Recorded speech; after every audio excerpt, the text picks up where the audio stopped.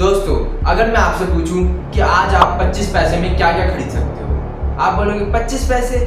25 पैसे में तो कुछ भी नहीं होगा। पर 1947 में आप इन्हीं 25 पैसों से आधी किलो दूध, 1 किलो चावल और आधी किलो चाय पत्ती खरीद सकते थे, और आज कुछ भी नहीं। और इसे कहते हैं इन्फ्लेशन, यानी महंगाई। तो चलिए जानते हैं आज के इस वीडियो में इन्फ्लेशन क्या होता है, इन्फ्लेशन होने के क्या क्या रीजंस होते हैं और इन्फ्लेशन को कैसे कंट्रोल किया जाता है।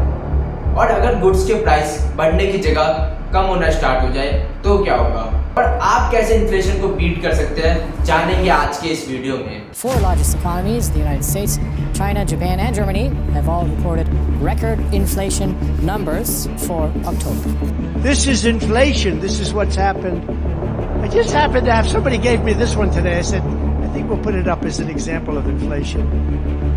But you know what? Inflation is destroying our country. It's destroying our families.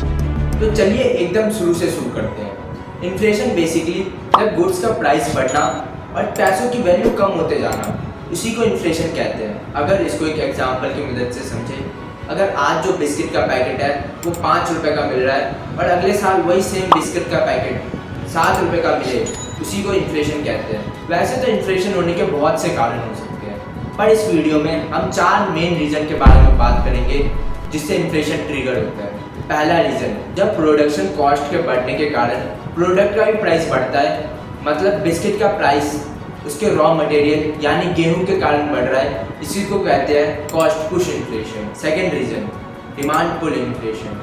इसमें बेसिकली जब कंट्री की इकोनॉमी ग्रो होती है तो लोगों के हाथ में ज़्यादा पैसे आते हैं, और जब लोगों के हाथ में ज़्यादा पैसे आते हैं तो मार्केट में ओवरऑल जो प्रोडक्ट की डिमांड होती है वो बढ़ जाता है, लेकिन सप्लाई लिमिटेड होने के कारण प्रोडक्ट का जो प्राइस है वो भी बढ़ता है। थर्ड रीजन है करेंसी डेप्रिसिएशन। आप में से बहुत से लोग ऐसा सोचते होंगे कि सरकार बहुत सारा पैसा प्रिंट करके सबको ही अमीर क्यों नहीं बना देती, पर ऐसा करने से दोस्तों प्रोडक्ट के जो प्राइस है वो और ज़्यादा बढ़ जाएंगे, क्योंकि लोगों के पास ज़्यादा पैसा होगा तो वो डिमांड भी ज़्यादा करेंगे, और डिमांड ज़्यादा होगा तो प्राइस भी बढ़ेगा। और हमने इस टॉपिक को इस वाले वीडियो में बहुत ही अच्छे से समझाया है, डिस्क्रिप्शन बॉक्स में लिंक है, आप वहाँ से जाके देख सकते हैं। फोर्थ रीजन है गवर्नमेंट फिस्कल पॉलिसी। ये बहुत ही ज़्यादा इफेक्टिव तरीका है किसी भी कंट्री में इन्फ्लेशन को बढ़ाने या घटाने के लिए। अगर गवर्नमेंट टैक्सेस को कम कर दे तो लोग ज़्यादा सेव कर पाएंगे, ज़्यादा सेव करेंगे तो लोग स्पेंड भी ज़्यादा कर पाएंगे। चलिए ये तो बात कर ली हमने कि इन्फ्लेशन के बढ़ने के पीछे क्या क्या कारण होते हैं।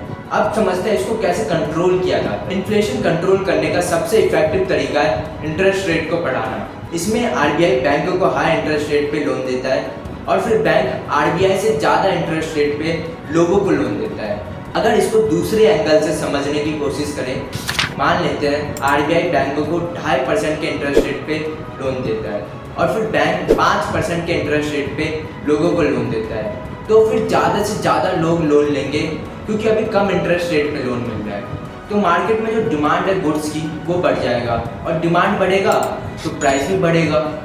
और अब इस महंगाई को कंट्रोल करने के लिए आरबीआई बैंकों को ज़्यादा इंटरेस्ट रेट पे लोन देगा, जैसे कि 5%, और फिर बैंक आरबीआई से ज़्यादा इंटरेस्ट रेट पे लोगों को लोन देगा, ताकि लोग लोन की डिमांड कम करें और ओवरऑल जो मार्केट में डिमांड है वो नीचे आ जाए। इस तरीके से इन्फ्लेशन को कंट्रोल किया जाता है। वैसे तो इन्फ्लेशन कंट्रोल करने के और भी बहुत से तरीके होते हैं, जैसे fiscal policy, monetary policy, exchange rate system.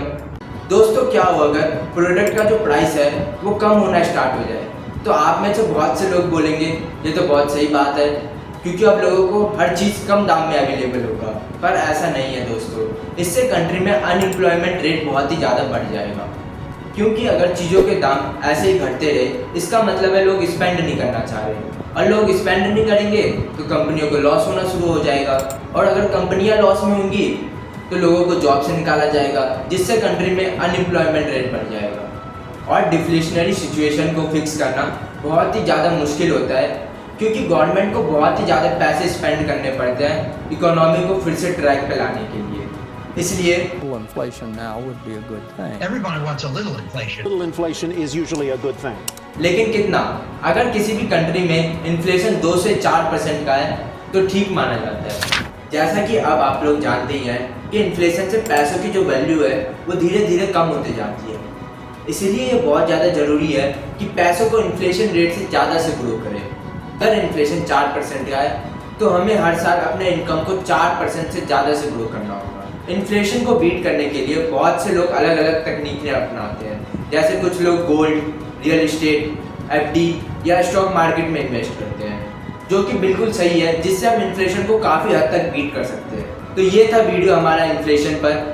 Next video आपको किस टॉपिक पर चाहिए हमें कमेंट बॉक्स में ज़रूर बताइएगा। हम मिलते हैं आपसे एक नई वीडियो के साथ।